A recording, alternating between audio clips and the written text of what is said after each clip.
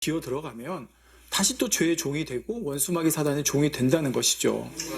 이 세상에서도 설령 죄를 짓고 값을 치렀어도 또 죄를 지으면 또 죄값을 치러야 되는 것과 같은 것입니다. 이와 마찬가지로 우리가 예수 그리스도로 말미암아 죄 사함 받고 자유를 얻었다 해도 다시 죄에 얽매여 죄의 종의 길을 선택하면 역시 원수마귀 사단의 권세 아래 놓이게 된다는 말입니다. 그런데 여러분 생각해보면 우리가 예수님 믿고 내가 구세주를 영접하고 살아가면서 다시 죄 안 지었습니까? 여러분 한 번도 안 지은 분 있으세요? 없을 거예요. 그럼 어떻게 해야지? 나 그럼 또 다시 또 저기 원수마귀 사단의 종된 건가? 그러면 예수님이 또 십자가 지시고 또 돌아가셔야 되는 건가? 날 자유케 하려면? 아닙니다. 자, 예수님께서는 단번에 십자가에 달려 돌아가심으로 우리의 과거의 죄, 현재의 죄, 미래의 죄까지 다 사해 준 것이 맞습니다. 예, 그거는 맞아요. 자, 사해 주셨다고 해서 내가 또 죄를 지어도 된다는 게 아니라 우리는 연약하기 때문에 예수 그리스도를 영접하고 내가 이제 하나님 말씀 가운데 살아야지 했는데도 또 죄를 지을 때가 있어요. 그래서 바로 그걸 또 용서받는 길이 있는데 그게 바로 뭐냐? 회개인 거예요. 예. 예수님께서 이미 우리의 모든 죄값에 대한 피를 흘려 주셨기 때문에 내가 진정으로 죄를 다시 지었다 해도 진정으로 회개하고 주님의 보혈의 공로를 의지해서 용서를 구하면 내 죄를 용서받을 수 있다는 것입니다. 예. 그러니까 이걸 여러분 잘 깨달으셔야 돼요. 미래의 죄까지도 사해 주신 것이 맞아요. 예. 예수님께서 보혈을 돌아가심으로.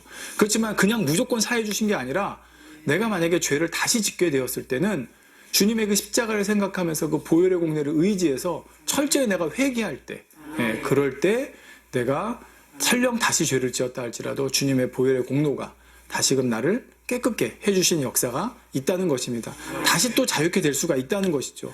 자, 그렇지만 그렇다 해서 내가 계속 죄 짓고 회개하고 죄 짓고 회개하고 이거 반복하면 되네? 그런 의미가 아니라는 걸 꼭 아셔야 됩니다. 그래서 예수님께서 바로 내가 곧 진리라고만 하신 게 아니라 내가 곧 길이요 진리요 생명이라 하셨습니다. 여러분 길이 왜 있습니까? 가라고 있는 거죠. 그런 거예요. 그리고 예수님께서 나 진리야. 그러니까 진리니까 나를 믿으면 너희가 자유케 되가 하신 게 아니라 나는 길이요 진리요 생명이라 하셨어요. 그래서 여기는 길이라고 하신 건 뭐예요? 예수님 따라가라는 거예요. 예. 바로 우리가 다시 죄의 종이 되지 않고 생명의 길로 갈 수 있도록 해주시는데 그 길이 바로 누구라고요? 예수님. 예. 근데 아까 예수님은 또 누구시라고 그랬죠? 말씀이라고 그랬죠. 그러니까 바로 우리가 말씀대로 가는 것이 예수님 따라가는 것이고 예수님 따라가는 것이 그 길을 가는 것이고 그 길을 갈 때 우리가 길이요 진리요 생명이라 하신 대로 바로 진리를 아는 것이 되는 거고 생명으로 가는 길이 되는 것입니다. 그래서 예수님께서는 진리를 알지니 진리가 너희를 자유케 하리라 하시기 그 바로 앞절에 요한복음 8장 31절에 너희가 내 말에 거하면 내 말이 뭐예요? 하나님 말씀에 거하면 참 내 제자가 되고 진리를 알지니 진리가 너희를 자유케 되리라 하신 거예요. 그러니까 전제 조건을 앞에 붙여주셨어요. 진리를 알고 진리로 인해 자유케 되는 앞에 전제 조건이 바로 뭐예요? 하나님 말씀 안에 거하는 것이라는 것을 앞에 말씀해 주신 것입니다. 네. 그러니까 내가 나 진리를 알지니 그러니까 나 예수 그리스도 알았으니까 이제 나는 무조건 자유가 아니라 바로 우리가 하나님 말씀 안에 거할 때 그 전제 조건이 따라야 된다는 말씀을 지금 드리는 것입니다. 자, 그래서 우리가 길이신 예수님, 즉 하나님 말씀을 따라갈 때 다시 죄의 종이 되지 않고 자유를 가지고 영원한 생명의 길로 갈 수 있다는 사실입니다. 자, 뿐만 아니라 우리가 자유를 마음껏 누리게 해주는 것이 바로 이 말씀입니다. 자, 말씀 안에 거할 때 자유를 누릴 수 있다는 말이죠. 자, 그러면 여러분 지금부터 잘 들으셔야 돼요. 제가 지금 앞에 쭉 말씀드린 게 지금부터 드린 말씀을 드리기 위해서 이 앞에 이제 어떻게 보면 서론이 길었던 거예요.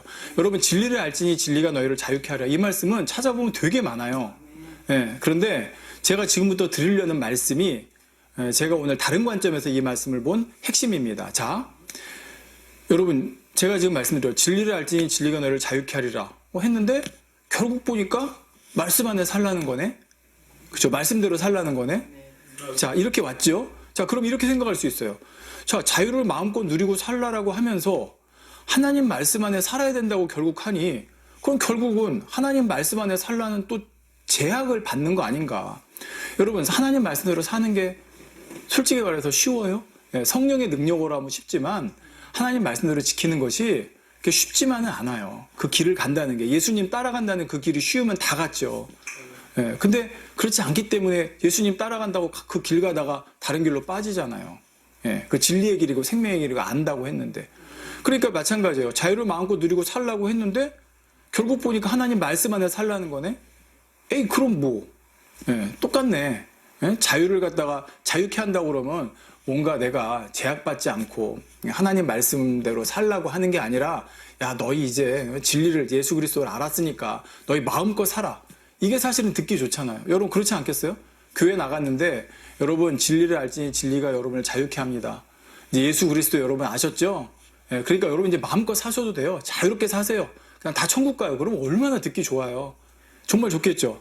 근데 지금 보니까 그게 아니라 그렇게 진리를 누리려니까 하나님 말씀 안에 사세요라고 또 했어요. 그러면 이게 아까 앞에 말한 것처럼 하나님 말씀이 내 삶을 제약한다고 느끼는 사람들하고 똑같은 거죠. 자유를 누리는 것과 하나님 말씀을 지키는 것이 서로 충돌하는 것처럼 생각이 되는 것입니다. 자, 솔직한 얘기를 하는 거예요. 마음껏 자유롭게 사세요 했는데 하나님 말씀 하나 사세요. 그러니까 이게 서로 충돌하는 것처럼 느껴진다는 거죠. 자, 여기에 대한 답을 오늘 좀 해보겠다는 것입니다. 자, 여러분, 법이 없는 세상을 한번 생각해 보십시오. 이 비유는 많이들 해요. 여러분, 왜 하나님 말씀 안에 살아야 되는지 법이 없는 세상 한번 생각해 보세요. 그러면 거기에 자유가 있겠습니까? 아닙니다. 여러분, 법이 없는 세상은 오히려 자유가 보장되지 않아요. 내 자유도 상대방의 자유도. 법이라는 게 있기 때문에 우리가 그 테두리 안에서 우리가 자유를 누릴 수가 있는 거예요. 그렇지 않으면 무법천지가 되고 사람들은 그 안에서 고통만 받게 되는 거죠. 자유를 누리기 위해 하나님 말씀 안에 거해야 된다는 것도 이와 마찬가지입니다. 하나님 말씀, 우리가 이 땅에서 안전하게 자유를 누리며 살아갈 수 있는 가이드라인이에요. 그러니까 이 가이드라인 안에서 마음껏 자유를 누리며 살 수 있다고 해주는 거예요.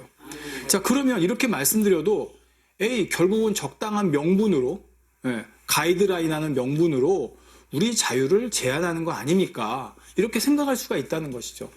자, 이렇게 생각해서 많은 사람들이 신앙생활이 힘들다, 하나님 말씀대로 사는 게 힘들다고 교회를 떠나기도 하는 거거든요. 오늘 바로 그 부분을 하는 거예요. 자, 근데 여러분, 그 말이 맞을 수 있어요. 무슨 얘기냐? 하나님 말씀 안에 살라는 게 내 자유를 제약한다. 맞아요. 솔직히 말하면 맞아요. 여러분, 하나님 믿기 전에, 예수 그리스도 믿기 전에, 교회 다니기 전에 여러분 마음껏 살았잖아요. 근데 하나님 말씀 안에 살려고 하니까 여러분 자유롭게 마음껏 하던 거 제약 당하죠. 왜 그런지 아세요? 사실 우리가 이 땅에 사는 동안에는 완전한 자유를 누리는 것은 불가능합니다. 왜 그럴까요? 모두가 어떠한 제약이나 총제도 없이 자기 하고 싶은 대로 마음껏 살아가라고 해보세요. 여러분, 교회 오면 교회는 천국일 것 같았죠. 근데 교회 안에 들어보니까 어때요? 또 그 안에서도 이런저런 갈등과 싸움과 이런 것들이 있지 않아요? 자, 왜 그래요? 왜냐하면 사람은요, 이 땅에 살아가는 동안에는 죄성을 가진 몸을 입고 있기 때문입니다.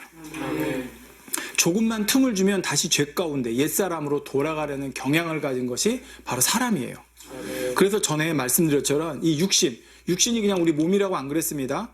이 육신이란 뭐라고 그랬냐면 죄성을 가지고 있어서 어떻게든 죄를 지으려고 하는 속성을 가진 몸이 육신이라고 그랬어요. 그러니까 우리 몸은 가만 놔두면, 우리 육신은 가만 놔두면 어디로 가요? 죄로 가요. 그게 그냥 그 속성이에요. 경향이에요. 그러니까 여러분, 빗달길에다 돌 놔두면 어떻게 해요? 굴러가죠. 똑같은 거예요. 그러니까 뭔가 받치고 있지 않으면 돌은 굴러가게 돼 있는 거예요. 그러니까 우리 육신이라고 하는 것 자체가 원래는 죄로 가게 돼 있는 거예요. 그게.